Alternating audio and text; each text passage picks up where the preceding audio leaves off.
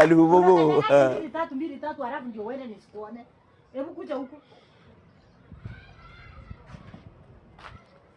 Wapi ile unga nilikutuma?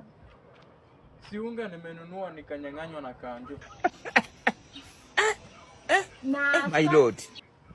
Si vitu zote sasa mimi nimebeba sukari, nimebeba unga. Kwani unga ilikuwa mingi ulikuwa unauza Kanjo akakunyang'anya na sukari ulikuwa umeweka magunia?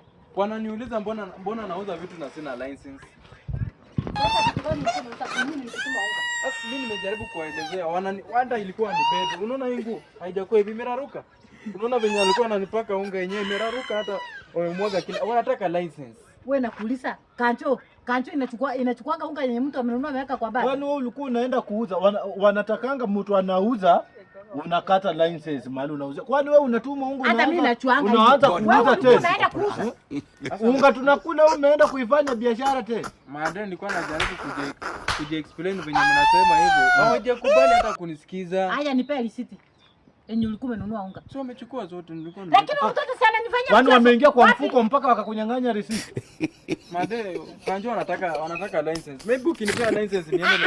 Kanjo anachukuanga pesa ya duka ya vipanda na ukiwa kwa barabara yao. Lakini sio eti umenunua kwa duka kwa mwendo kwenda alafu anaanza kuninyang'anya. Wacha ni deal na huyu mtoto wako kuja. Hapana. Huyo mtoto ni wangu. Kwa hivyo sitaki atuingilie yeye. Unajua watoto wanaanzanga kupora hivi Maadeni. Unaacha ni deal na huyu mtoto. Perpendicularly. Unajua hawa watoto hawa wataanza kuwa magaidi. Ongea na yeye siku. Yanga uzaje unga yenye tunakula kwa hii Pesa ni bomba. yako. Pesa ilikuwa yako. Maadeni Kanjo ndo ameenda na unga. Sawa, wewe jifanye tu unatetea na Maadeni hapa. Sawa. Nimeenda. Mtatafuta chini.